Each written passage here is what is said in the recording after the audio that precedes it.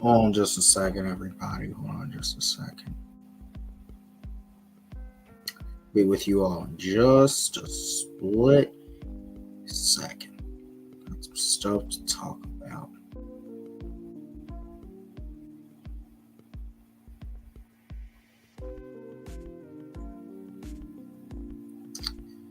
Got some stuff to talk about here today. Just go ahead, share it out. If you already are watching, go ahead. You know the drill. Like button, hit the subscribe button, post notification bell. You know the typical drill. All right. What's going on, everybody? I'm sure people are following. I know some other people are live right now.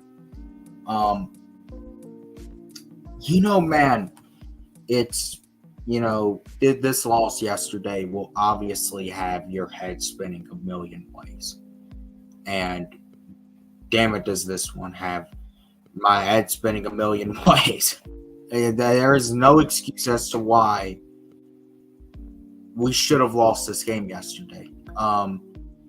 And I think we all know that. There's no excuse as to why, based off of the Carolina Panthers being 1-12 alone. They are the most dysfunctional team, maybe in pro sports at the moment. I mean, we hear the reports about David Tepper being a control freak, being, this is hope. Well, this won't be the last time we're talking about this game. It won't. This is, when we look back on this season, this honestly might be the highlighting, embarrassing moment of the past few seasons. To me, I'm going to go ahead and say this is the most embarrassing moment for the Falcons since the watermelon kick, since the onside kick in Dallas, that all we had to do was fall on a fucking football and win, and we didn't recover the onside kick, and the Cowboys ended up winning because of our stupidity.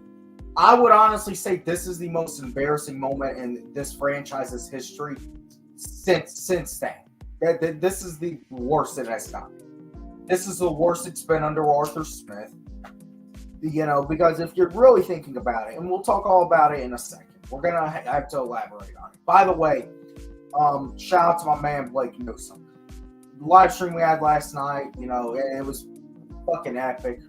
Thanks to everyone for coming in. We're definitely going to be doing more stuff in the future.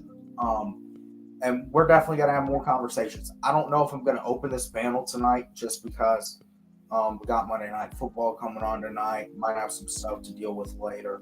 But I had to do this live. I was not going to do a follow-up live, but I kind of had to at this point because, man, it's another Let's Talk About It Monday, but we gotta talk about some bullshit. We do. We have to talk about some big things happening in this organization, and where this organization is headed. But I'm gonna go ahead and say I think this is the most embarrassing moment for the franchise since the onside kick in Dallas. I see everyone in there, man. What's going on? See y'all. 3 people in here. BR. See you, man. And when you look at the Carolina Panthers, they're an absolute mess.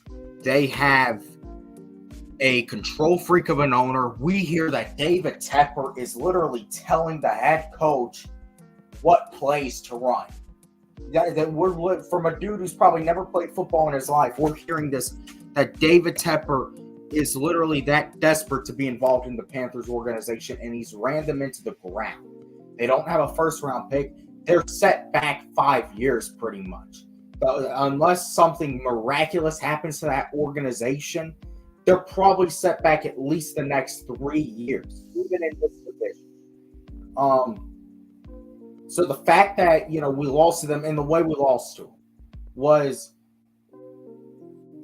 literally, it is you basically signing your severance papers. The only thing is when you have an owner like Arthur Blank, and listen, I know Arthur Smith did not throw the interception.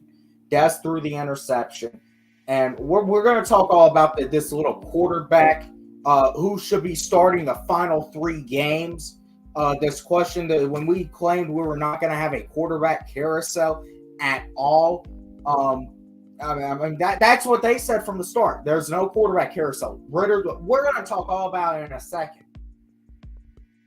But this is another reason. All of this, at the end of the day, is Arthur Smith's doing. This mess that's at the quarterback situation, these plays that are being drawn up, how this offense is ran, is all on Arthur Smith because he is the play caller. He is the head man of this offense. He was brought in and he was given the entire offense. I mean, Dave Ragone is a yes man. I really don't know what a TJ Yates purpose is. I think the only one in that staff room that was even remotely was somewhat competent was Charles London. And that's why Tennessee went and hired him to, I think, be their pass game coordinator. But if you look at that, you can maybe say Matt Ryan got Charles London his job more than anything.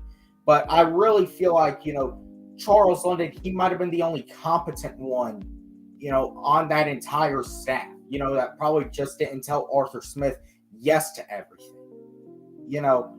Dave Ragone is the yes man. Dave Ragone gets fucking Arthur Smith is fucking Dunkin' Donuts.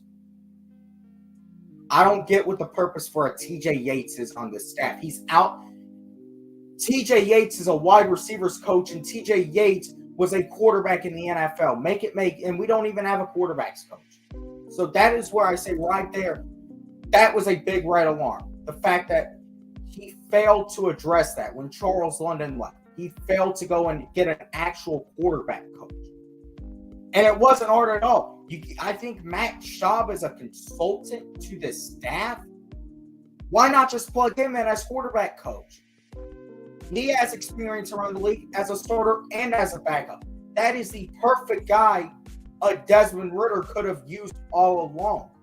It's too late now because I'm going to go ahead and say it. I think regardless of whoever the coach is next year, Desmond Ridder should not be on this team, in my opinion. I personally, he does not need to be the starter. And I don't even want him as a backup because to me, and it's nothing even against Des personally, I feel like if Ridder was in the right situation, maybe this would have turned out different for him. But guess what? We did Desmond Ridder an injustice by literally mid-season changing up the identity and philosophy of this offense.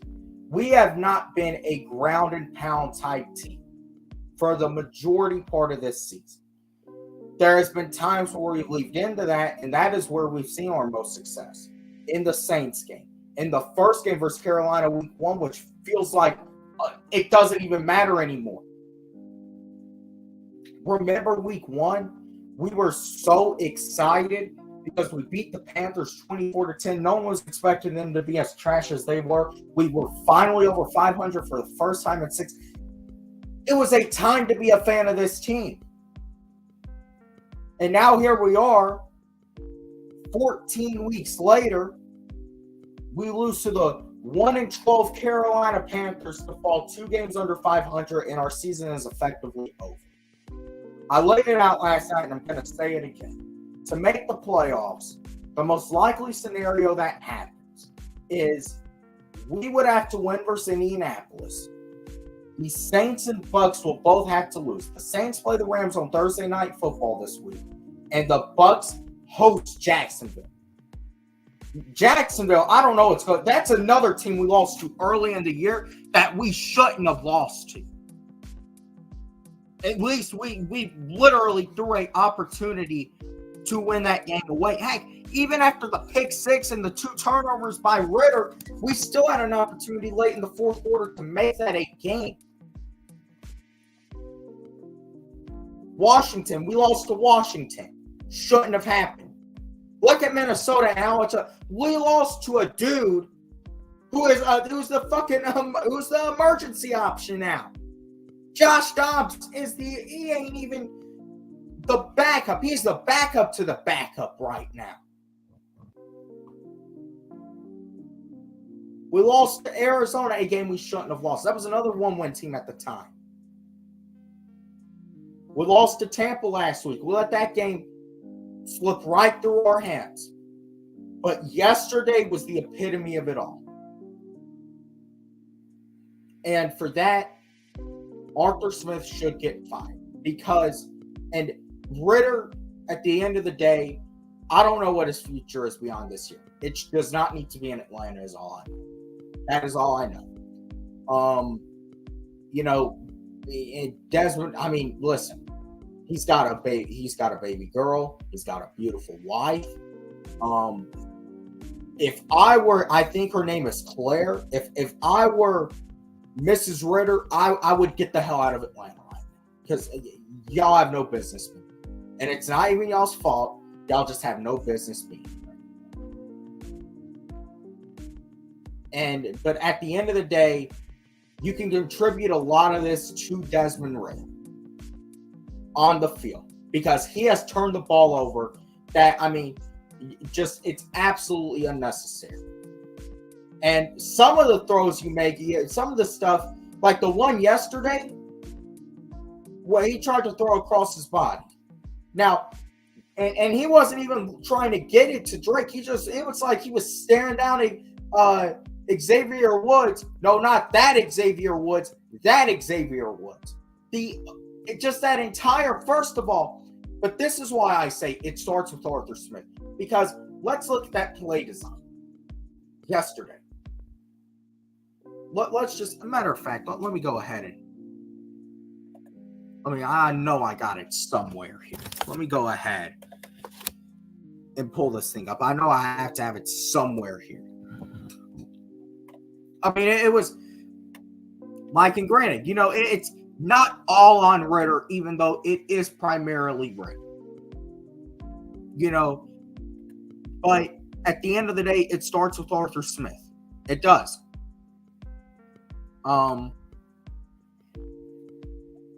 We'll go here. Because I know I reposted it earlier in the day. I know I have this thing somewhere.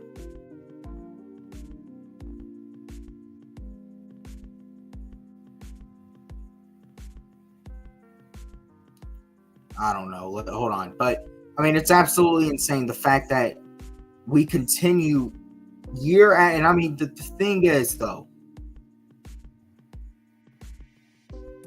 this is where we were not supposed to be in this situation, is the bottom line. We were not supposed to be in this situation. We were supposed to, with the weak division that we were in, be contending for we were supposed to be winning the whole. Here it is. All right, here it is. Let's go ahead. I'm gonna go ahead, share my screen. Let's go ahead. But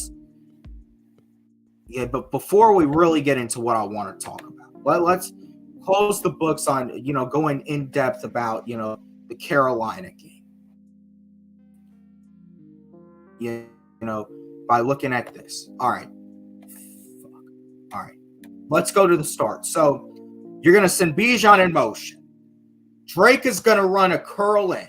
Pitts is going to run an in over the middle. And you got CP on, I guess, is what's supposed to be a post. Now you see number 98 here. That's Marquise Haynes. Matthews is clearly supposed to pick him up. Jake Matthews, he started 158. You would think Matthews understands. So you got Bijan motioning out, and then he's just going to run back over. This is what I say, Arthur Smith. It really looks like he was just trying to find a way to be cute here. And this was a 2nd and 10, mind you. You're at the 18. The ball's at the your 18-yard line. You have points in the pocket. So let's go ahead with Bijan motions, and let's go ahead and look at it again. It's let's go ahead. Matthews, it's like he didn't even pick up. Mark he just now see, we gotta hold everybody accountable is the thing. Yes, we're gonna criticize Des a lot. Des does not need to be here next year. He doesn't. It did not work out. You know, some people are saying keep him around as a backup, 3rd string. No, I don't want him on the team. You can waive him. Yeah, you might have to eat a little money, but there's other ways where you can gain that money back and more. But let's Matthews. Absolutely, this is on Matthews too. And then you're going to see Derek Brown. You do not have Chris Lindstrom in there, so Derek Brown really just going to destroy number 68. I think that's Hinton. It's 68 or 64 is Hinton. And then you see Matthews just gives Marquise Haynes a free lane Desmond Ridder. Now, Ridder was looking to extend the play, and J.C. Horn, number 8, you see Pitts is going to take the attention. Pitts is going over the middle, so he's going to take the attention of like 3 guys. And that leaves Drake wide open. Des still has the ball. Now, it would have been a cross-body throw. The smart decision here, and granted, I'm not no damn coach. I'm not an expert like the quarter. Shout out to the quarterback school. This is just common knowledge because I played the game like I'm sure a lot of people have at the Pop Warner level. Played a little bit in high school. You really should have threw the ball away here, is what you really should have done. But you have Drake wide open, and he would have walked in for a touchdown most likely. Maybe he would have had to make a man miss, but he would have walked in for a touchdown. And now, granted, you have Pitts open here as well, but I mean, CP's locked up. You really can't get it to Bijan.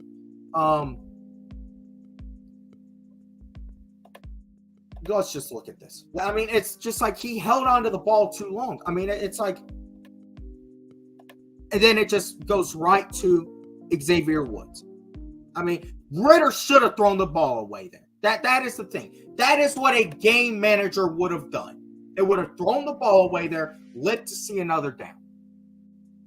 Desmond Ridder was the starting quarterback for a reason, to be a game manager.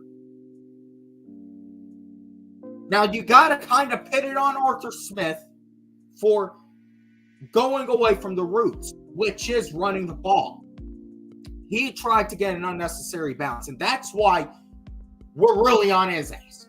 But Ridder even said, I kid you not, this was basically a mirror image of the Mariota throw last year. The only thing is Ridder was actually standing upright. To me, and I might have to go look back on it on replay, it was the same motion. He just chucked it up there for Xavier Woods. And as a matter of fact, I don't know if it might have been Xavier Woods who picked off the Mariota one last year.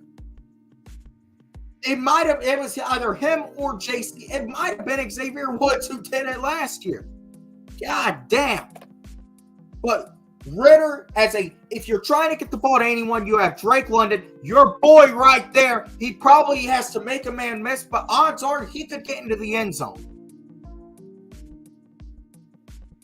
I mean, it's just like he was waiting for Xavier Woods. You should have released that ball sooner. You really should have just thrown it away, is what you should have done. It makes no sense. It really doesn't. And that's why, man, listen, that was the throw that, I mean, for all intents and purposes, who knows, could have very well cost him a starting job. He might never see the field again in the NFL after making that throw. We never got the ball back. But that's literally throwing your career in Atlanta away on that throw. Is what Dez did. I mean, that's just so blatant. If you want to actually be the quarterback of the Atlanta Falcons, you want to be a quarterback of any team in the NFL, you can't make that throw. That is on Ritter. He was, I mean, and he literally, you know what, because I got some more stuff to, we're about to really get into Arthur Smith and unload on his ass and then go beyond Arthur Smith. But I believe Ritter said something along the lines of, I was trying to make a play and sometimes I get or something. It was basically almost the same. It was different wording, but it was the same meaning as what Mariota was saying last year. But at the end of the day, think about it. Marcus Mariota was Dez's mentor. When Dez went over to the sideline, he just hid under that beanie in shame. When Mariota lost his starting job, he quit on the team in shame. So one hell of a mentor, right? One hell of a mentor. But yeah, look, I wanted it to work with Ritter. I really did. I have not gone ham on. I've been holding back on going this ham on Ritter. I have still wanted to give him somewhat of the benefit of the doubt. Find some benefit of the doubt to give him. You know, he has a connection with Drake London. You know, he's pretty good with his legs. He does pretty good with the read option. He learned what hand to put the ball into. And we think he's making progress. But after that, I can't defend him. He's gone. He needs to be off the team. It did not work out. I was proven wrong. I was dead wrong on Desmond Ridder. A lot of us were. A lot of us were also dead wrong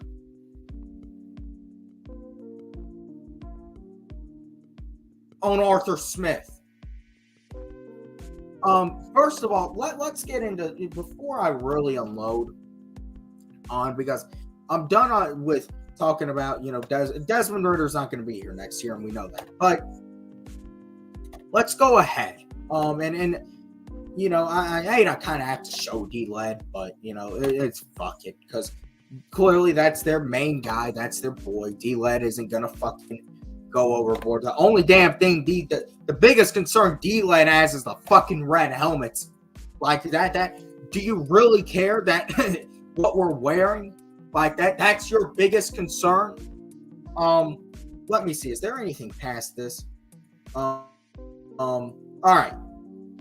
Who will be starting in the final 3 games? Because I've already laid out the scenario, laid it out at the beginning. Mathematically, there is still a chance we can win the NFC South. That would have to include us winning out.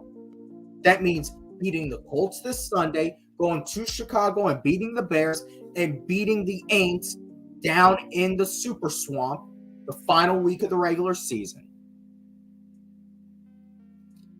You would then have to have the Buccaneers lose this Sunday to the Jacksonville Jaguars, which Jacksonville looks really up and down. Trevor Lawrence is in concussion protocol.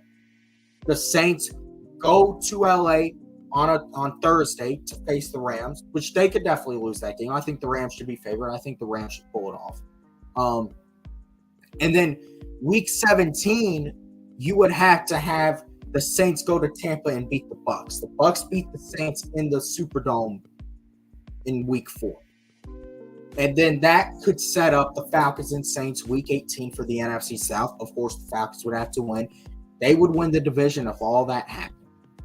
And to be honest, knowing the NFC South, anything can happen. But the hardest part is probably the Falcons winning out. It ain't happening. It's just not. Arthur Smith has not been able to win 3 straight games as Falcons head coach. Not just this year, as Falcons head coach. And he's had so many opportunities to do it, and he blows them. So he had so many this year, and he just let them slip right through his hands. He had one literally last week in the Tampa game. It's absolutely, I mean, I just don't get what the guy's logic is. I don't. your offense and your coaching ability to be able to, of how you call this offense and how each play goes has regressed. It's regressed. First year, you got to give him a pass on. You do. Largest dead cap in NFL history. I think you were it might have been you literally had to go get guys that probably were bagging groceries when you called them for a tryout.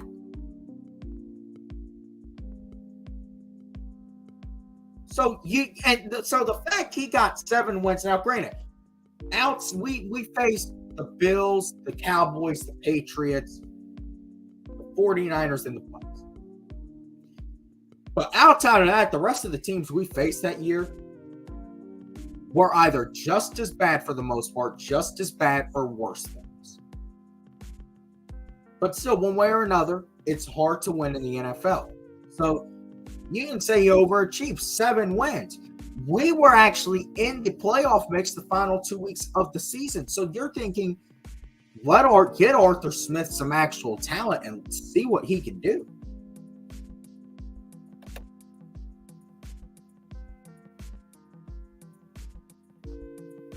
(2022) we were projected to win 2. Y'all remember that? We were projected to win 2 games that entire season.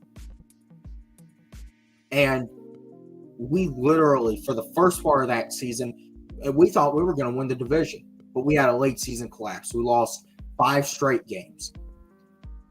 In that process, Mariota was benched. Dez was brought in. Dez went 2-2 his final 4 games. And we thought, this is it. This is the moment. Tom Brady's retired. Drew Brees is long gone. The Panthers suck.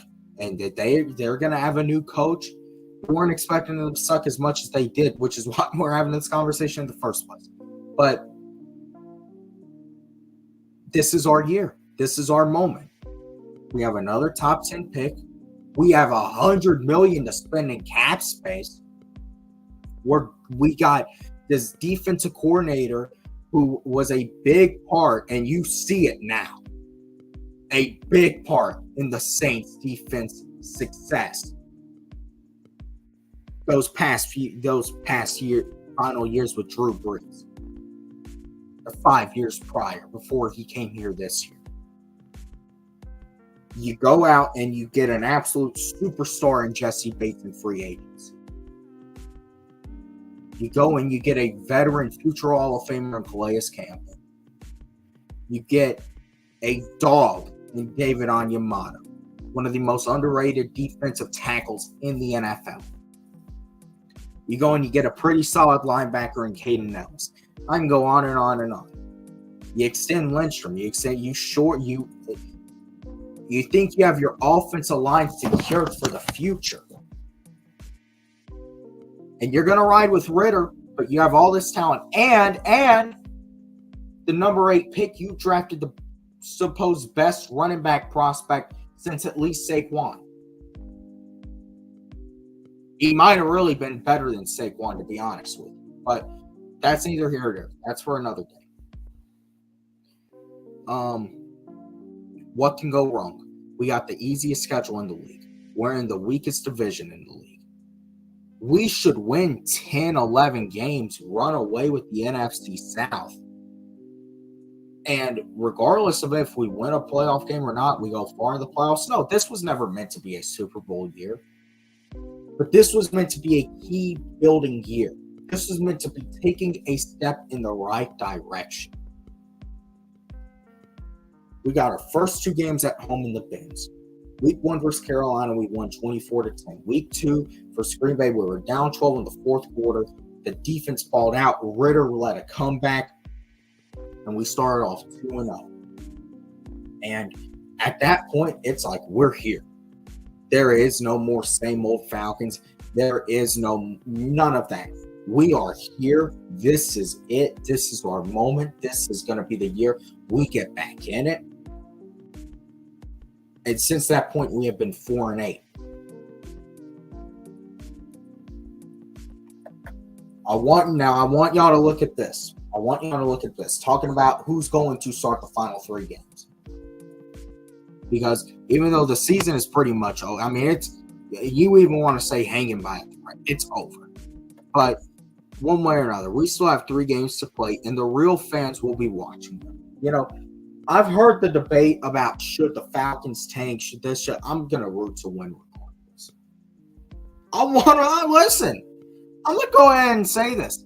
I still want to win the NFC South. I want to rob it from the Saints and Bucks. That's why I said, if we are first place in this division and we are the ones who get the T-shirts, get those hats, it's not because we won it, it's because we robbed it. But damn it, first of all, I do not like the Bucks and I fucking despise the Aints. So, of course, it will always be a delight seeing them going, what the fuck? Number 2, this was supposed to be the year we were supposed to break through. This was supposed to be that year.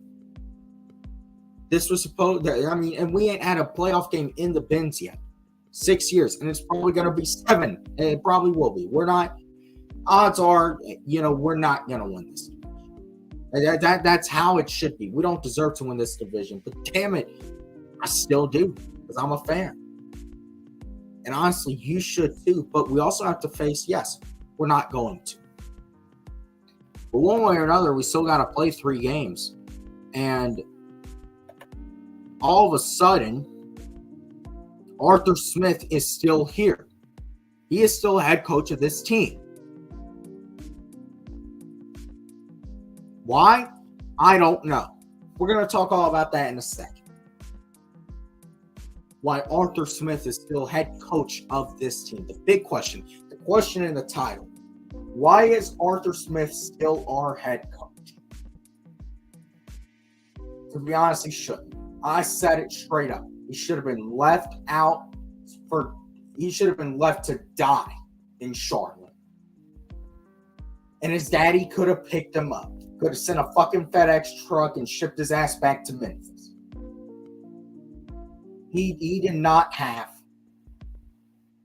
He should not have been allowed on that flight back. He shouldn't have. Because at the end of the day, this was the final straw. But he is apparently going to get these final 3 games, one way or another. And there's nothing I can do to change that. So let's get it started. Falcons coach Arthur Smith says, quote, "It takes shared accountability. He's looking at a quarterback change to Heineke. Quote, we have to do what's best for this team." So, Falcons head coach. Here's another. The D-Led's the only motherfucker you can really get this shit from. Did I tell y'all? Yeah, I'm sure y'all heard it. I was walking by fucking D-Led going into the fucking Tampa game because they had all the media passing by me. And I saw D-Led. This motherfucker was dressed like he was a fucking Goldman Sachs fucking CEO from the 1920s. Before the Great Depression. Anyways, with that being said, Arthur Smith says, quote, "That goes with the job," end quote. A little smug response. Oh, it goes with the job. It's just, he literally just takes us as we're just mouths. Like we don't go into the bins and support this team every Sunday. And we've been doing it before Arthur Smith, and we're going to do it long after Arthur Smith. We're staying. We're here. We are. We're the one thing that will not change. Arthur Blank is going to die, and we will still be here supporting and loving this team.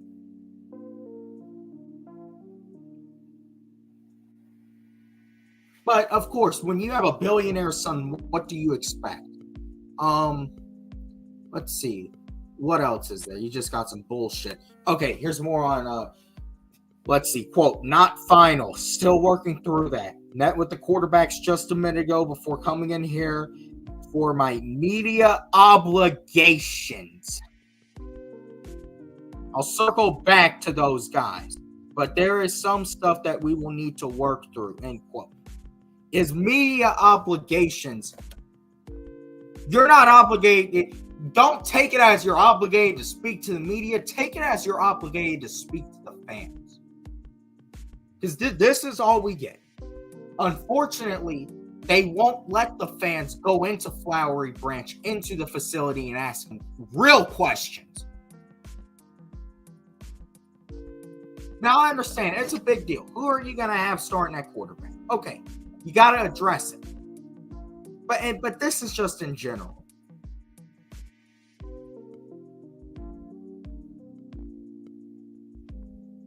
Oh, here's a fucking report. I'm not going to fucking read that shit. Arthur Smith hears the calls for his job. Coach is contemplating benching Desmond Ridder for Taylor Heineke again. Now, hold on a sec. I got to find something. I got to find something. There's just something I gotta find. Oh, we want to talk about this. Let's talk about this also. I want to talk about this. Kind of just more over anything, kind of just my personal opinion. Something, I kind of feel. He says it won't be Logan. He just met with Ridder and Heineke and is considering a change at the position. Well, let me go ahead and say this now. We see what Desmond Ridder is, and he's not the answer. We see what Desmond Ridder is. He's not the answer for this team. Ain't the answer for the Atlanta Falcons. Taylor Heineke, we saw for about 3 full games. We saw about 2 games of Heineke. We saw about 2 games of Heineke in full, maybe a little over that. Like about 9 quarters of Heineke. And I'm gonna tell y'all straight up, it did not impress me. It was very underwhelming to watch. And I'm sure a lot, especially that Arizona game, a lot of the reason why we lost that game was because it was the passing game there was just so anemic, and it was so hard to watch. So, at this point, why not fucking see what Logan Woodside can do these last 3 games? Why not see it? Give him a chance. Because Woodside is the only one that, honestly, from this quarterback room this year should be here next year. Heineke can get out that contract. It just did not work out. Was not a fit. And Ridder, it did not work out either. We gave him a chance. Gave him the keys. It did not work out. So with that being all said, why not try to see what Woodside can do? That's just my personal thought. I know it won't. So, but the bottom line is this. The bigger story to take out of place is this guy knows his seat is hot. This guy is doing this out of desperation. He thinks making a change for the final 3 games is going to save face. But if I'm not reminded,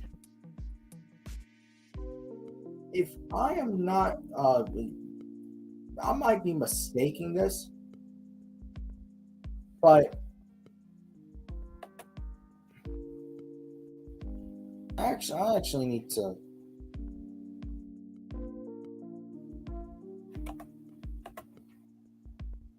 look something up. Hold on just a second, guys. Hold on just a second.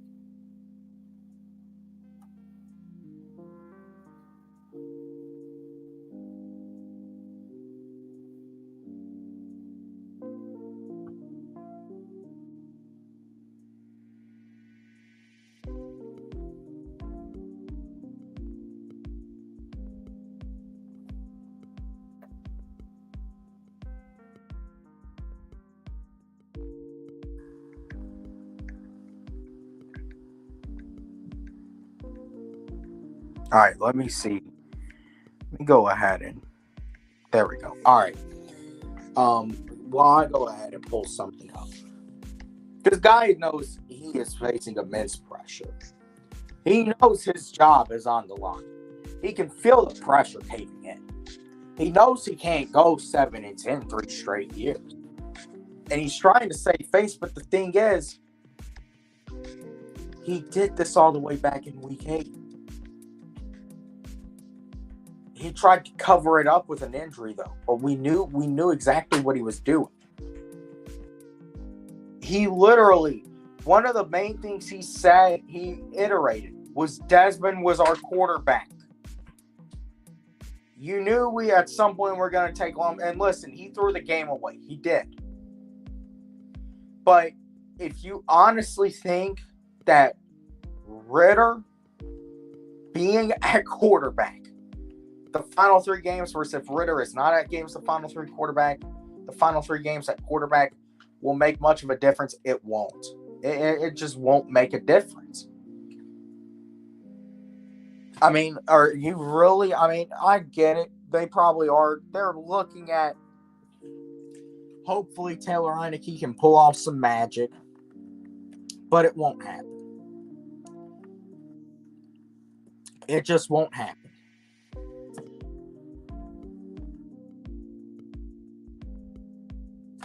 And when looking at this entire scenario and how it lines up for the Atlanta Falcons, it's not good. It's not. This is not a good situation for us, but more importantly, it's a terrible situation for Arthur Smith. Arthur Smith knows that, yeah, he's got 3 games left, but one way or another, he's going to have to meet with, you know what? I'm not actually going to say that. He meets with one way or another. He has an end of season meeting with Mr. Blank. But the bottom line is this. He knows he's fucked up. And he's playing hot potato at this point with the quarterback. And we're on the quarterback carousel. We have been. Since the moment the motherfucker decided to put Heineke in, we've been on the quarterback carousel. And something else, too. This is something else where I say it just hasn't worked out for Ritter. It hasn't. The way I've seen Ritter play and how he played versus the last 4 last year, which, obviously he had nobody there. Woodside was the backup. But you had nobody to worry about last year. That was literally, you were the man of the hour. Or the man of those 4 games.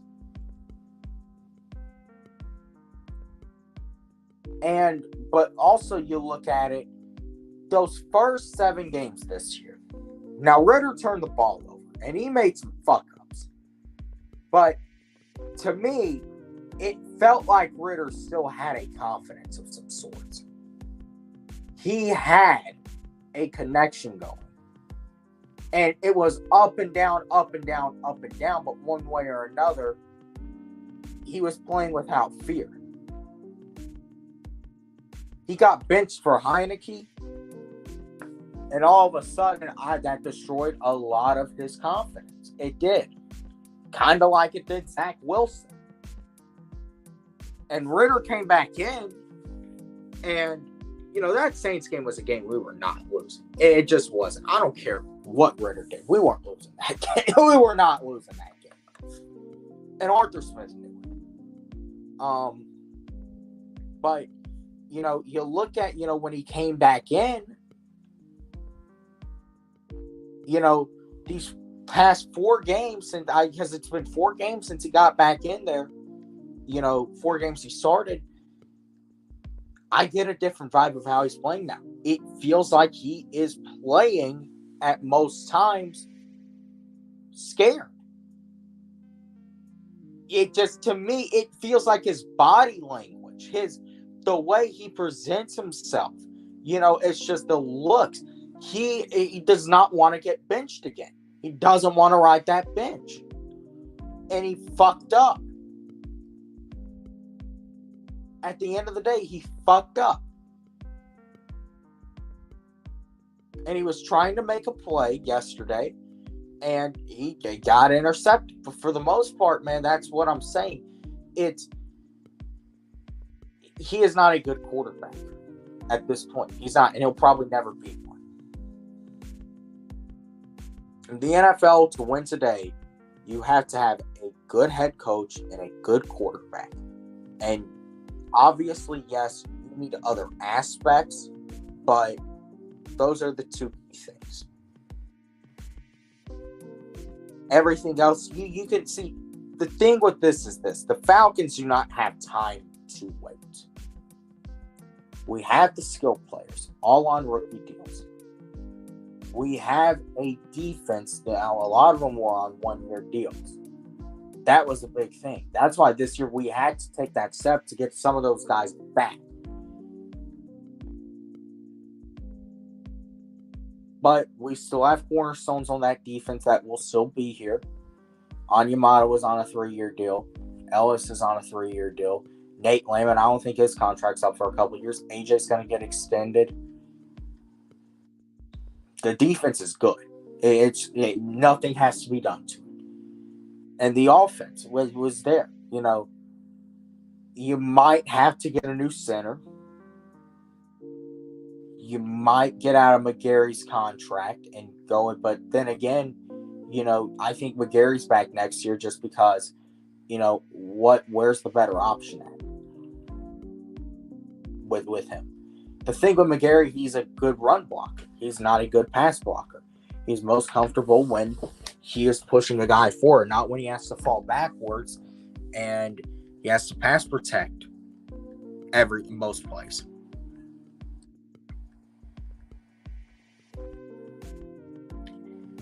That's really where the issue is with how a lot of it is just how Arthur Smith has called this offense, and that is why he has costed himself his job with how this thing was approached this year.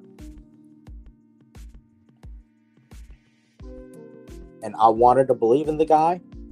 I wanted to think that he was going to finally be the one that could lead us back to the playoffs.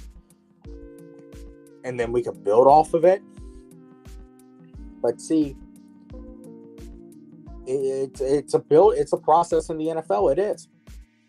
See, the Falcons, this roster does not have time to wait. It doesn't.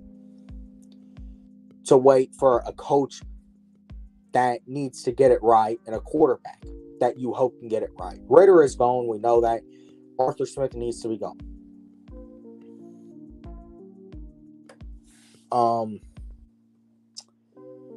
Let me go ahead and look up something. The thing I wanted to look up.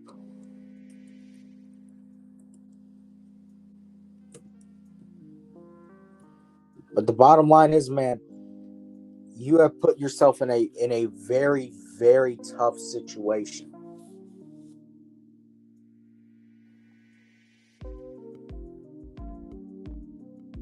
And with all of that,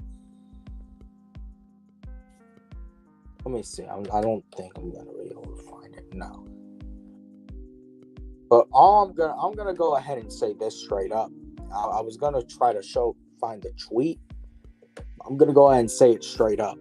Arthur Smith said in the preseason, he said the entire time we're not having a quarterback carousel, and this is a literal quarterback carousel. And that is where he has panicked and he's costing himself his job. This time next year, Arthur Smith, God willing, will be working at FedEx or on Pat McAfee. Or maybe the only guy I can honestly see taking that idiot in the NFL is either, I could see one of two guys doing it. It's either going to be Bill Belichick or his boy Mike Vrabel. Those are the only two. Because He is so out of touch with the rest of the league. Why would anyone else want the guy? If I were really betting, he'd just go to FedEx. You're an offensive lineman. That's it. That's all you are. You're an offensive lineman. You're an offensive line coach. And you had a great running back in Tennessee that was able to cover up a lot of your actual woes. You had a pretty damn good wide receiver in A.J. Brown. And you see, A.J. Brown was really a lot of it for that Eagles offense.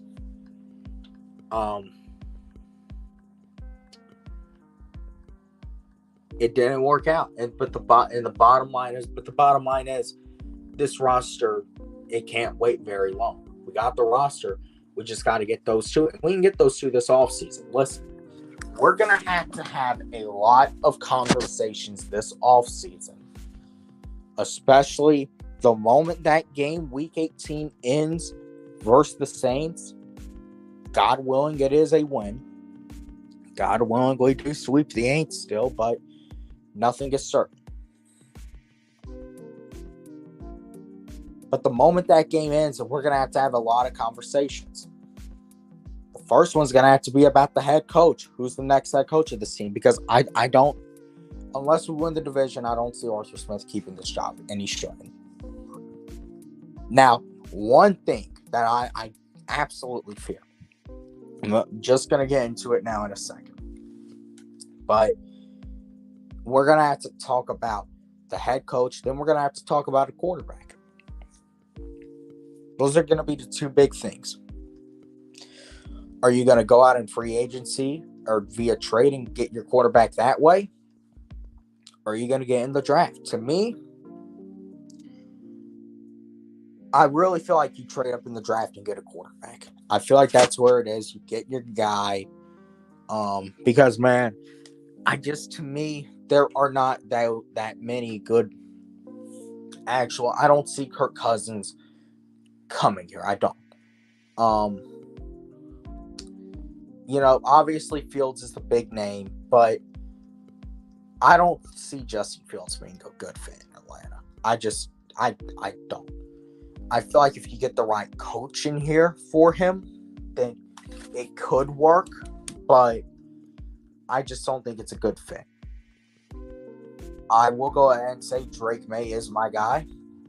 I made it very public. I made it public last night on the stream. I'm going to say it again. Drake May is my guy. The big thing with Jane Daniels with me is that size. He's got to put some weight on. If he can put some weight on, yes, I would definitely be open to it. But definitely Drake May should be the guy. And the Falcons might have to trade up to do it. This is a big opportunity, as I said, for Terry Fontenot also. Because Terry's going to be able to really go into this thing, and he's going to be able to have great say and, pick the head coach even. Well, have great say in it. Obviously, Arthur Blank will have to sign off on the head coach, but Terry should have great say in it in the process. I think Terry, I just think Terry Fontenot is a big Ben Johnson guy and vice versa. Dan Campbell was in New Orleans there. He knows that organization, probably knows Terry Fontenot. And Campbell could probably act as a middleman maybe between those two. I mean, I don't know. I mean, I'm sure he doesn't want to lose Ben Johnson, but I'm sure he would also really want Ben Johnson. I don't know. But one way or another, Detroit doesn't have to worry about that because Detroit has their coach. But you definitely,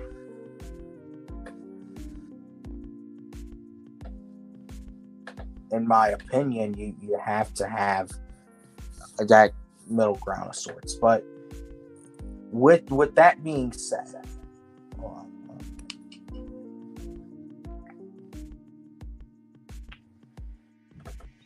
with that being said, this is all God will. There is one thing that we have to keep in mind, and it is our owner. It is Arthur Blank. Because I'm actually going to pull up something here. We have to now look, we know Arthur Smith is a problem, but now we have to look, at the guys, in charge, the guys that, and obviously the top end of the organization has really shifted around since Arthur Smith has been brought in. And we understand that. But this is something we got to look at also. Who are our top guys? Who are the ones in the front office? And it starts with this man, Mr. Blank, founder of Home Depot. You see it all, man. And listen, he's a very humble guy. He's a nice guy. He would probably, he's the type of guy that probably, he's one of the few billionaires that probably would, at least he presents it as he would give you the shirt off his back. Now, is that true? Probably not. That's probably not true. But Arthur Blank, overall, I've had mixed opinions about Arthur Blank over the years. I will say this. I think that, he is definitely a man to be respected. But, and I know, and he probably does want a Super Bowl. He probably wants it just as bad as we do. But what has Arthur Blank done to get us to that promised land? What moves has he taken to get us to that promised land? Now, he's brought in coaches. He fired Dan Reeves. He brought in Jim Mora, and Jim Mora went to the NFC Championship his first year. Jim Mora, it was year 3. The Falcons were, I believe, 7-6. We were right in the playoff hunt. Jim Mora went on radio in Seattle and said he wants the Washington job. Literally, as head coach of the Atlanta Falcons, said he wanted the Washington job. And, he had an opportunity to even backtrack. He said, no, I want this job straight up. And at that point, it got too much. And Jim Mora had to go. And then Arthur Blank had to find his guy. And granted, this was at the time Michael Vick was supposed to be in the middle of his prime. And we went and got a coach for Michael Vick and Bobby Petrino. We know what happened. Vick, the dogfighting scandal came up. He went to prison. Petrino left. Middle of the night. Packed up. Literally wrote paper napkins. Farewell. Just, I'm gone. Left in the players' lockers the following morning. You cannot get as low as a franchise as that. You just can't. It does not get lower than that.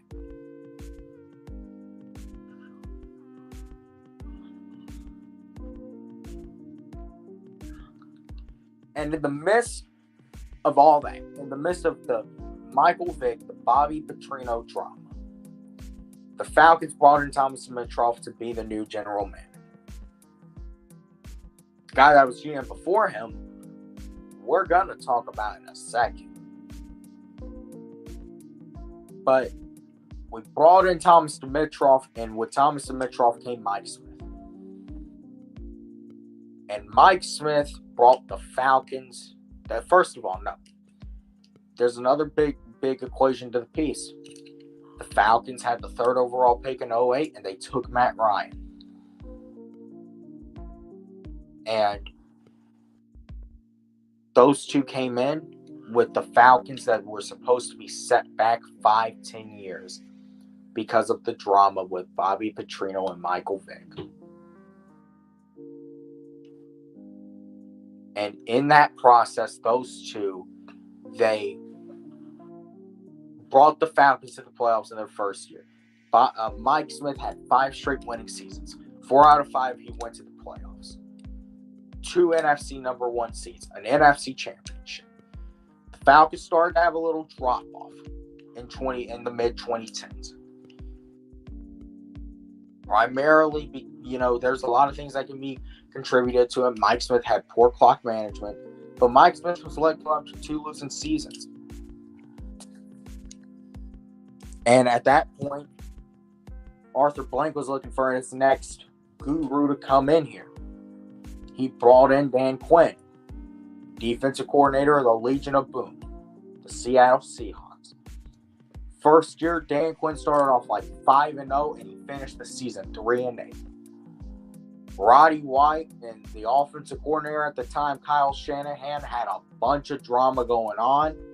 There was drama because Roddy was a fan favorite. Roddy is the one guy on that team that should have had seniority, and we just kicked him to the curb. Kyle Shanahan had no time for Roddy White. And in 2016, we all know what happened. It was maybe one of the greatest offenses of all time. We went to the Super Bowl. We blew the lead. Went to the playoffs the following year.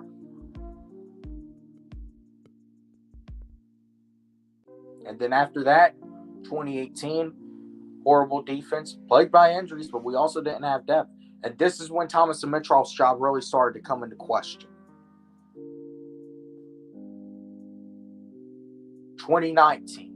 The impression was if we didn't make the playoffs that year, they would both be gone. We started 1-7. And I kid you not, they probably almost were fired. They pretty much were gonna be out of here. But the players loved Dan Quinn so much that they fought to keep him around. They gave him another year. Went 6-2 in those final 8 games. With a big win in New Orleans, a big win in San Francisco, who the 49ers went to the Super Bowl that year. We finished very strong. The defense had looked as good as it maybe has looked with Dan Quinn in Atlanta.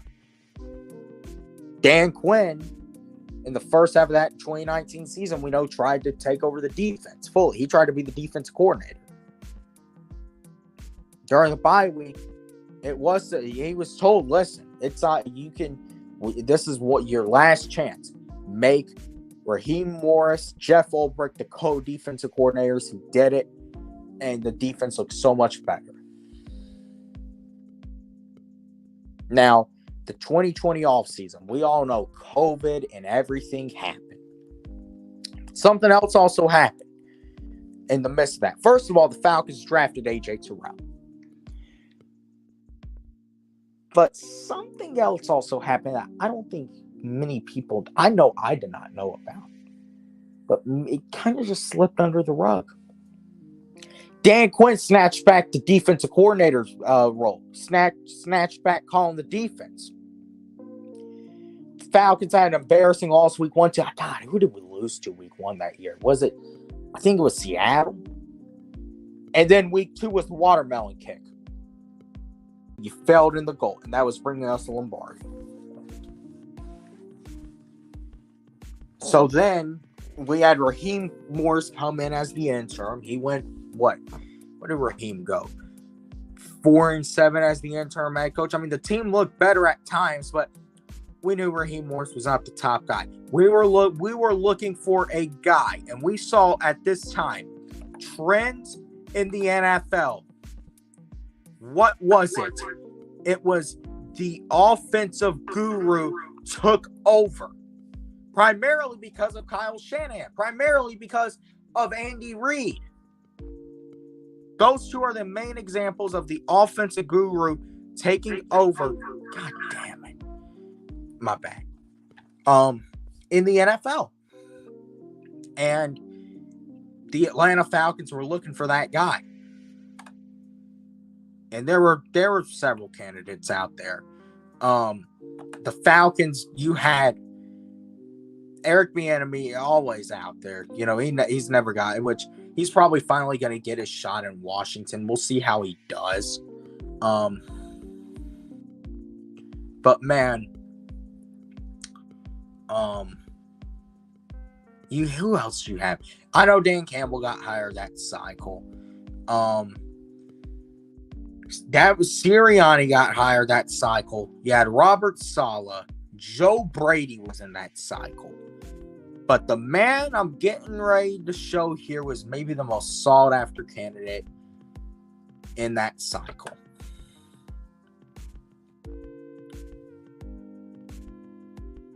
All right, y'all can see it now. The Atlanta Falcons on January 16th, 2021. Saturday, I believe that was a Saturday or a Sunday. Named Arthur Smith the 18th head coach in franchise history, the Tennessee Titans offensive coordinator. And you look at it. Quote, "We are thrilled to welcome Arthur to Atlanta and introduce him to our city and fans as the Falcons' new head coach," said Arthur Blank, Falcons owner and chairman. Throughout our research, provided a plan that is comprehensive within all three phases of the game. With Arthur, I am very confident that the process and approach have led us to a dynamic leader for our team, and I believe our players, staff, and fans and community will be as well. Here, because we're getting ready to unload on another motherfucker in a second. I don't got too much time left, but I'm still going to unload on a certain motherfucker mentioned. This right here.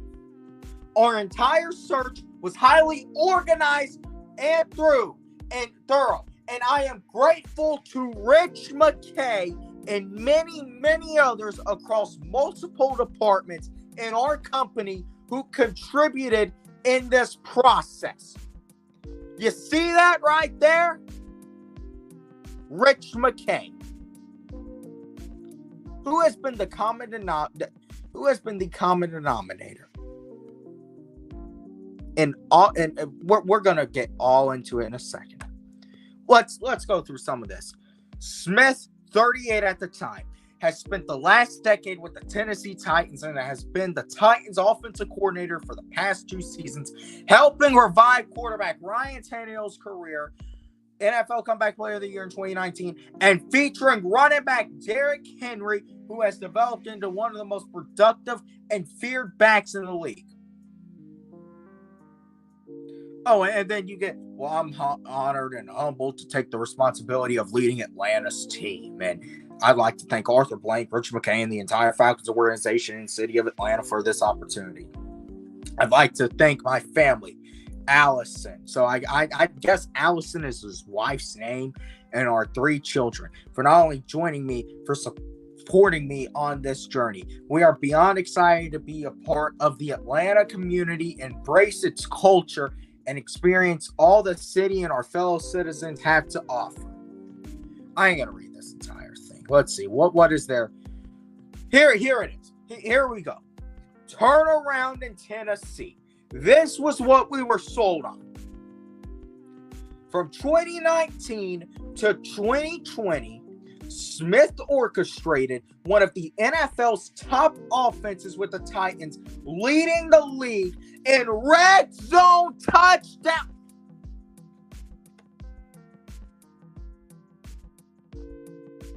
I know y'all see this. Red zone touchdown percentage, 75.2%. 5th in points per game. God damn it. 27.9 points per game. And 5th in total offense, nearly 380 yards per game.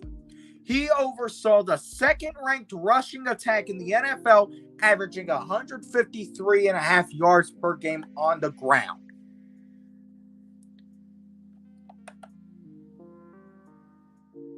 You can't make this stuff up, ladies and gentlemen.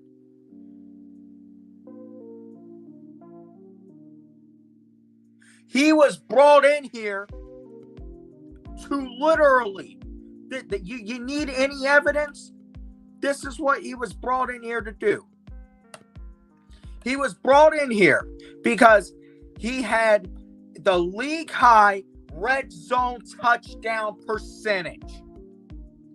He ranked 5th in points per game and 5th in total offense with Ryan Tannehill as his quarterback.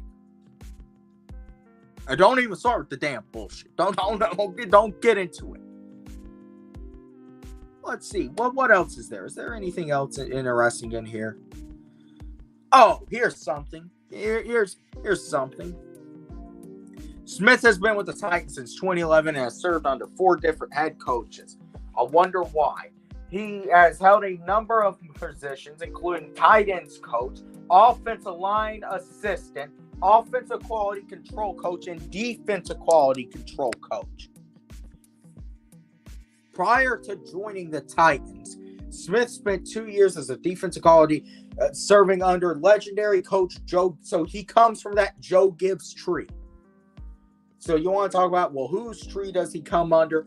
It's Joe Gibbs. That is who his mentor was. Let's see. Smith graduated from North Carolina, where he played offensive line, and later joined the Tar Heels coaching staff in 2006 as an assistant.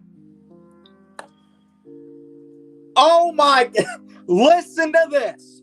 Born and raised in Memphis, Tennessee, he went to high school at Georgetown Prep. Listen, you cannot make this shit up. He went to a fucking prep school. I didn't even know that. This motherfucker went to a prep school. And look at this. Look at this.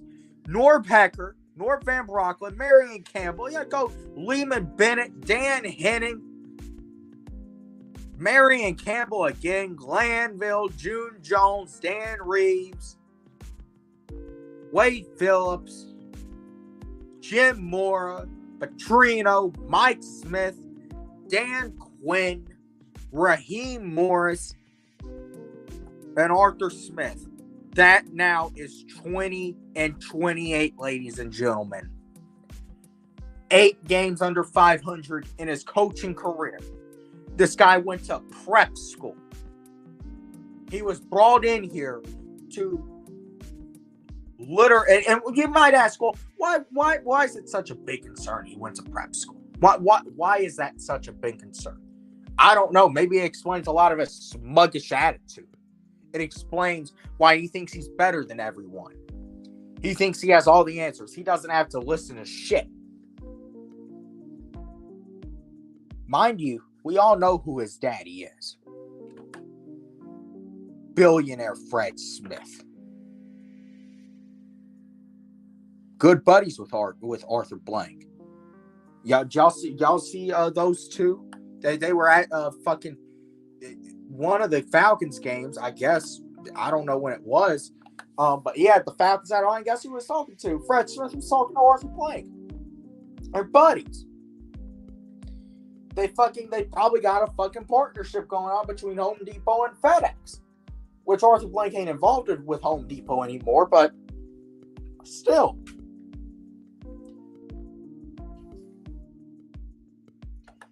But let's look at this, because we know Arthur Smith is a problem.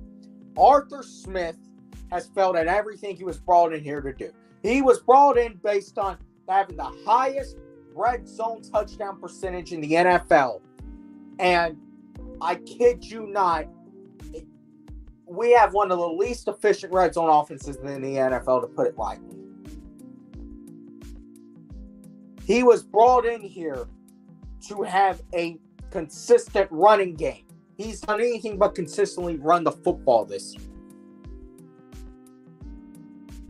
The motherfucker is a fraud. He is. We were lied to. We were blinded. The guy did not know how to build a culture. See, let me tell you something. You're not going to build a culture in football presenting yourself as this smuggish kid of a billionaire. Is that the guy you want building your culture? I want you to think about this. In Tennessee, He stayed there through 4 head coaches. 4 head coaches.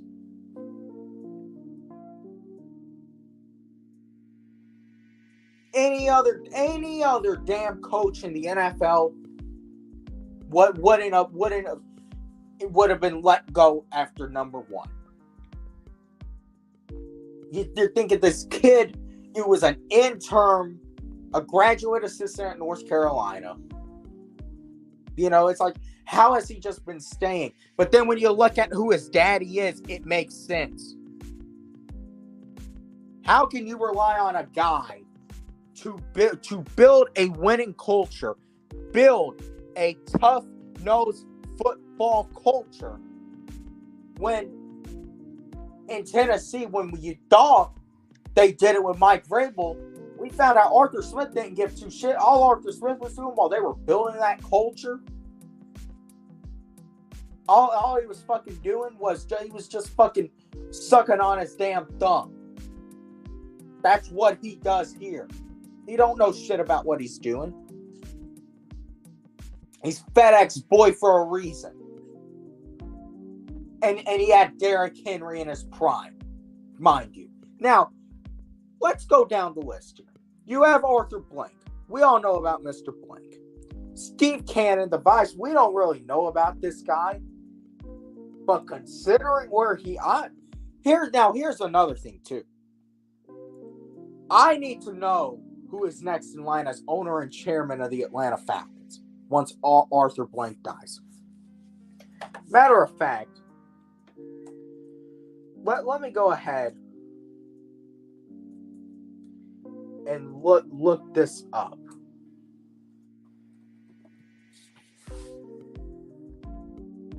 Let me go ahead and look some of this. Let me see if I can try to find anything about Arthur Blank, and maybe we can find something.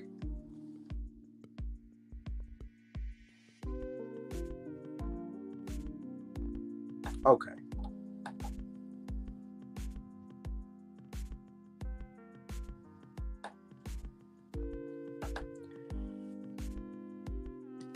Let me go ahead and let me see Arthur Blank. Because, see, one thing I'm very honestly interested in. At least we know when Jerry dies, the Cowboys are Stevens. We know it.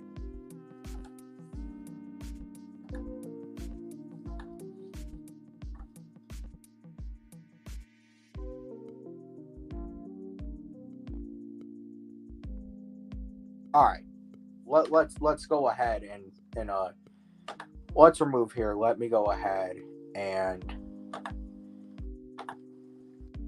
share another screen, because we need to know who is next in line. All right, you have the Blank family picture right here, and right here you have Max. It looks like Arthur Blank's grandson. I don't know.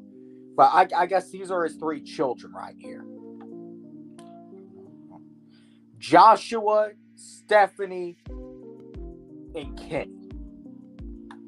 It's going to be one of these 3 people, I'm assuming, when Mr. Blank passes, that'll run this team. Who it is, I don't know. Because let me tell you something.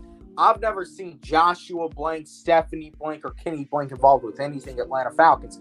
Mr. Blank is 81. We don't know how much longer he has on this earth. I don't know about y'all, but me, I want to know what's after Arthur Blank. Who's going to be running this team? Because look at the Carolina Panthers. Jerry Richardson, you had a pretty damn, successful team in the NFL. Granted, they never won a Super Bowl, but they were constantly going to the playoffs in Carolina. David Tepper went in there and he fucked that whole thing up. So let's find a little more about it.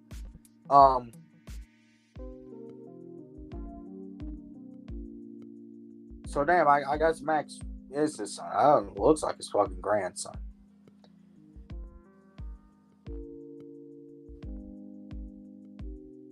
Oh shit! I guess Stefan. I know, because see, this is what I'm talking about. We don't know anything about what is beyond Arthur Blank. We're not made aware of this stuff, and we need to know what is next after Arthur Blank. See, is there anything?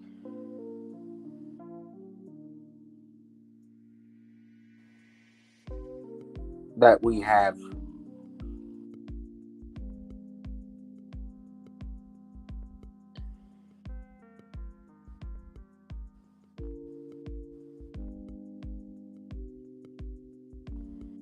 So, I mean, I guess this is just.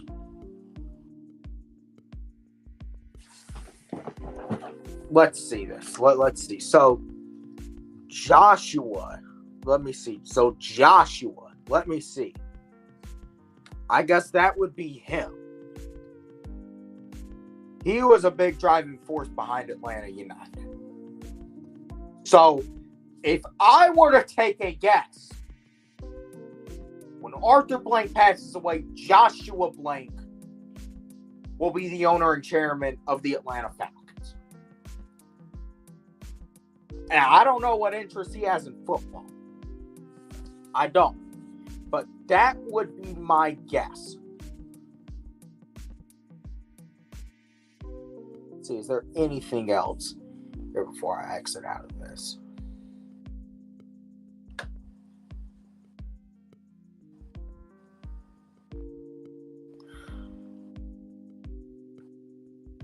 All right, so so my assumption is this, based off of reading this, because I have not seen this before. I'm learning this with you guys. This man, Mr. Joshua Blank, will be the next owner and chairman of the Atlanta Falcons. From what I am understanding. Now that we finally apparently know, we assume Joshua is going to be the next guy. Let's see what Joshua's philosophy is. Let's see how he will operate as owner and chairman when Mr. Blank dies. Hopefully, we can get a Super Bowl for Mr. Blank before he dies. But one way or another, let's see how Joshua can operate. Because Lord knows, some of the idiots right now, there's one particular idiot right now, and I'm going to show this, and then I'm going to get out of here. You have Arthur Blank, Steve Canyon, this motherfucker, this fucking geriatric looking fucking dumbass fucking motherfucker has slidden by for 20 years. Let's take a look. Greg Beatles is the team president, and obviously our man Terry GM. But this is a man of interest I want to talk about. Because see, the common denominator from Jim Mora to Petrino to Mike Smith to Dan Quinn to now Arthur has been Rich McKay, CEO of the Atlanta Falcons. Now, he's gone through many different job titles over the years. But let's just go ahead and get a little summary. McKay has been a fixture in the NFL for more than 30 years. One of the league's most influential executives. McKay joined the Atlanta Falcons in 2004. During his tenure, the Falcons have been to the playoffs 7 times, been to 3 NFC championship games, and participated in Super Bowl 51. Where is won a Super Bowl? Because that's what we care about. That's what we care about. Let's talk about he's hired and getting ready. He's hired and fired 4 head coaches, probably getting ready to fire his 5th.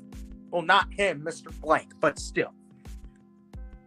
McKay was hired by owner and chairman and served his first 4 years as the GM. He was promoted to president and CEO in 2011. And he was named in 2011 one of the top 10 most influential people in the NFL.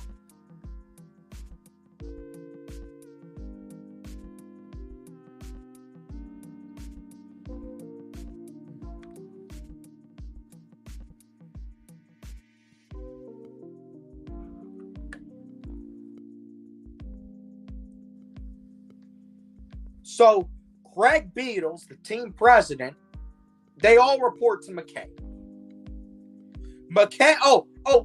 Here it is. Here it is. McKay maintains day-to-day oversight of football operations with Falcons head coach Arthur Smith and Terry Fontenot, the team's general manager, continuing to report to him. So this man has slid year after year after year. And he still has a job. Ain't it ironic? He is one of the top executives in the league. He still's got a job. Is Arthur Blank really fucking scared to fire the man? And see, that's where, honestly, I kind of say Arthur Smith should have been gone last night. At this point, I really kind of fear he might be back next year. I do. He shouldn't be. And I think if Arthur Blank does come to his senses over the next few weeks, Arthur Smith does not win the division, he will most likely be gone. But there is a small chance he could be back next year. But along with Arthur Smith going, this man also needs to go. Rich McKay needs to get the fuck out of here. Because he has overseen everything as well. And you might ask, well, why not get Terry out of here? See, Terry is not blameless.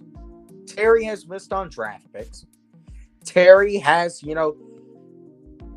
made some inadvertent decisions. You can say particularly with the draft. But at the end of the day, Terry went out and got the groceries. It's up to Arthur to cook. And Arthur doesn't. Arthur can't even get the oven started. He can barely fucking turn on the microwave. But the bottom line is this. Rich McKay has been sliding for 20 years and he's gone unchecked.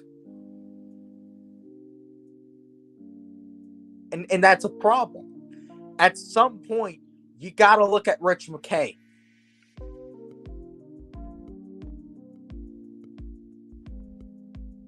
What else do you want to do? See, you can put Rich McKay in many different roles. I don't want Rich McKay involved in day-to-day football operations. I just don't. It's not working. He wasn't a very good GM. That's why we got his ass out of there and brought in Dimitrov. You want to promote him to something in the Blank Foundation? Fine. You want to create an own fucking job title for him. Head of financial operations with the Atlanta Falcons? Fine. Do it.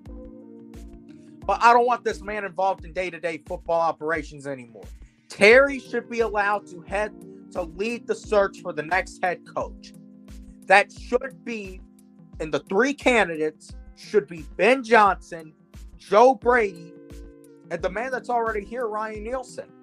Nielsen deserves serious consideration. Now, Ben Johnson is my obvious choice. Who wouldn't? And to be honest, man, listen. The Falcons might be the most attractive job out there.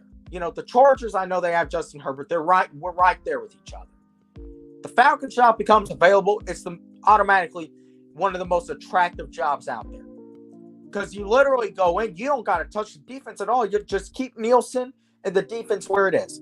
You have the skill players. You have a good bit of the pieces on the O-line. Now, you will have to think about life after Jake Matthews in a few years. You might have to get the McGarry contract eventually. You might have to get a new center. You can get yes, you need a wide receiver too, but you can get that for the cheap in free agents. Or you can draft that in like the third or fourth round. All you really need, that's a big major concern, is your quarterback, and you get to pick your quarterback. Ben Johnson would get to pick his guy.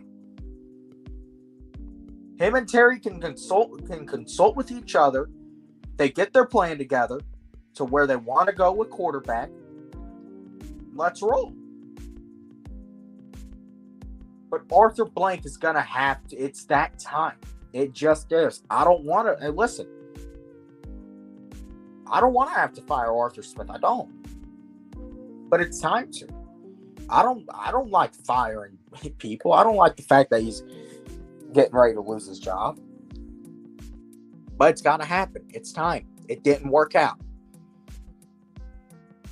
Now some tough decisions have to be made. And listen, he's going to be kept through the end of the year. I know that at this point. He shouldn't be. He should have been fired right now. He should already have been fired. We should have already at the press conference got it over with. But, yeah, he's going to stay the rest of the year. But, I'm telling you, the only way he should be able to save his job is if he somehow steals the NFC South. That's the only way. We lose this division, or we finish 7-10 3 straight years. He needs to be gone. Because he was brought in to literally, I showed you guys it. He was brought in to bring a winner here. How can you be a damn winner when you can't even get to 8 wins? And you got to have 9 to be above 500 and have a respectable chance to maybe sneak into the playoffs. You're in a weak-ass division, and you still can't win it. You got to go. You got to. But I'm going to leave off at this.